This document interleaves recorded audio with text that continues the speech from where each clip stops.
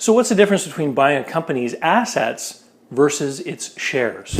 Hey there everyone, it's David Barnett from davidcbarnett.com, the blog site where I discuss buying and selling small businesses, local investing, personal finance, and anything else that my viewers want to ask me about these types of topics.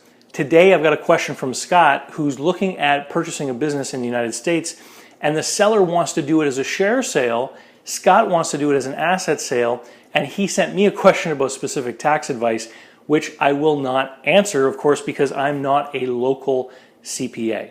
What I did want to talk about in this video, though, is what the heck is the difference between an asset and a share sale, because it's a question that does come up, especially for a lot of people looking at purchasing a business for the first time.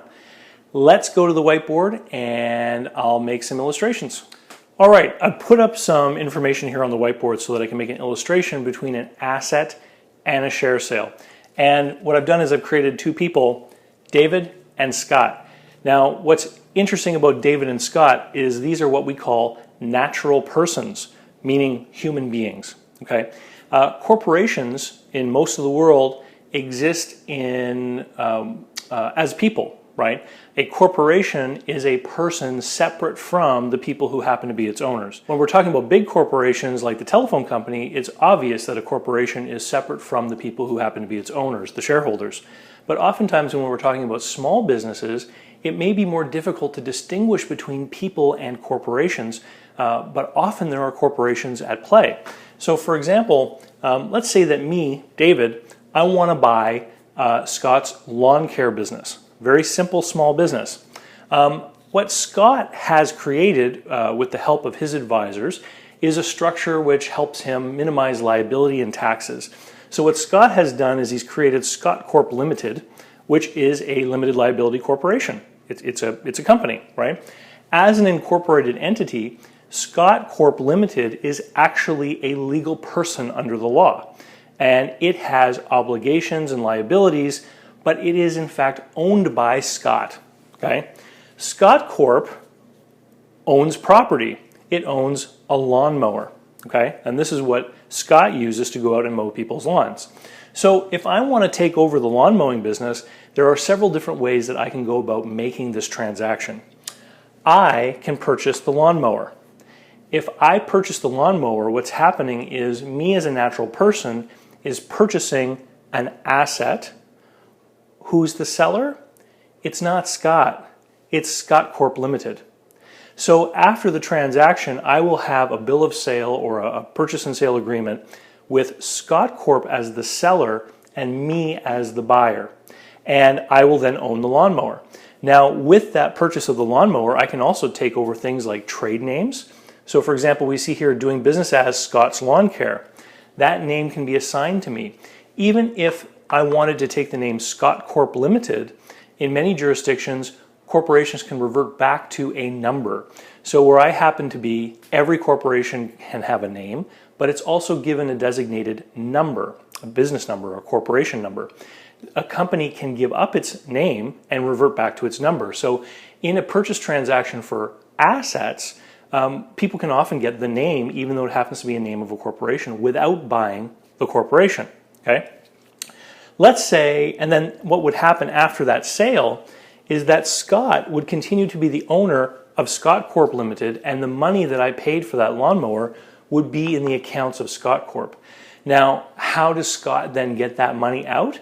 It's going to have to be through the regular ways that owners get money out of corporations, through either a dividend or maybe a paycheck, right, or some kind of bonus. So there's going to be another layer of taxation for most corporate structures everywhere in the world.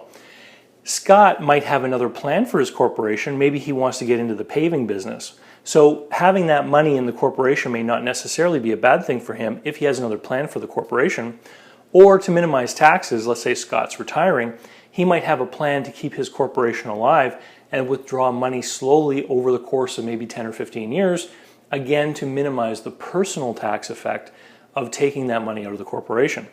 So what if instead of buying the assets, and let me be clear, when you buy the assets, what's happening is I'm creating a completely new business entity, okay?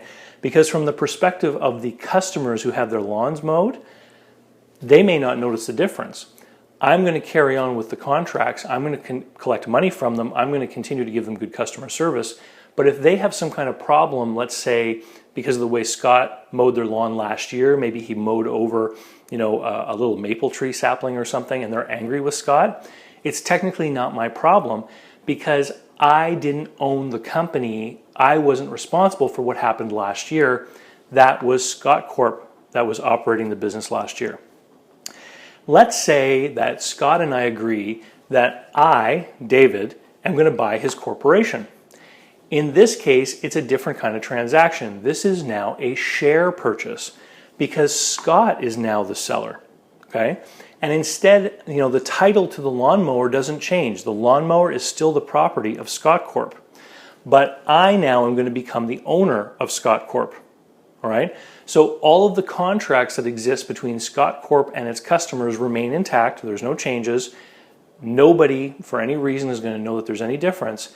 However, if now that homeowner decided to sue because of the sapling that was run over last year, guess what? Scott Corp was the one who mowed the lawn last year. Scott Corp is responsible. I now own Scott Corp. So it creates this doorway to liability from past actions. That's why in a lot of cases, your lawyer will advise you not to purchase the shares of a small business. And for the most part, when we're talking about the smallest of businesses, sales under $500,000 kind of thing, share deals are not that common unless there's a really big reason why we want to have it done that way.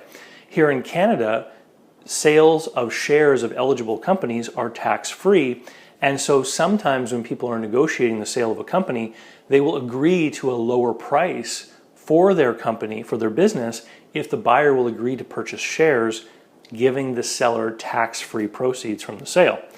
There are other reasons. So for example, if equipment has been completely depreciated off the balance sheet of a selling company but still has real value, in an asset sale, there would have to be a recapture recognized. So if the lawnmower had been written down, depreciated to $10, but it was really worth $1,000, from the government's point of view, income tax was avoided because of the depreciation expense, which wasn't real depreciation. So the government is going to be looking for that income tax that was previously avoided. It's called a capital cost recapture or CCA charge. The terminology varies depending on what country you happen to be in. So does it make sense for me, David, to purchase the shares of Scott Corp? Well, it may or may not. And it always comes down to negotiation. But for some companies, like construction companies, let's say, where bonding certificates are an issue sometimes, or in companies that have a lot of complex contracts with a lot of other entities around the world, let's say, it can make sense to purchase the shares because you don't want to have to go and do assignments of all those contracts, especially if doing an assignment of the contract opens a door for the customer to get out of the contract, for example. So sometimes there are contractual reasons why you may want to purchase the shares of a company. Now, instead of me buying shares or assets, what can also commonly happen is I will create my own corporation, and my corporation will be the buyer, either of assets or shares. This is often a favorable way to do things if we're going to get into borrowing or debt. Let me give you an example. If David borrows money to buy the lawnmower, in order to repay the money, I have to take money out of my lawn mowing business and pay personal tax rates on that money and then give the payment to the bank. So I have to earn a lot more money than just the payment because personal tax rates can be quite high depending on which country you're in. However, where I live in Canada, corporate tax rates are much lower than personal tax rates. So if I create a corporation to buy the assets, my corporation borrows money from the bank, I can then make earnings doing lawn mowing, pay a much lower tax rate, and make my payment to the bank with money that's been taxed at a lower tax rate. It makes a lot more sense. These kinds of structures and what you're going to get into require advice from local advisors who are familiar with taxes and liability issues in your own jurisdiction. So you're going to have a relationship with a local CPA or tax advisor, accountant, etc. And if it's going to be a complex deal and you're getting into a share purchase, you're going to need the advice of a qualified attorney who can help protect you from some of the liabilities that you might incur if you actually purchase shares. So it's not uncommon in a deal, if you do purchase shares, for the seller to create some kind of warranty that indemnifies you from the past actions of the company.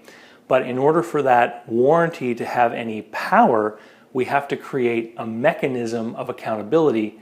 And I talk about that in my other videos, as well as my Business Buyer Advantage course, which you can find at businessbuyeradvantage.com.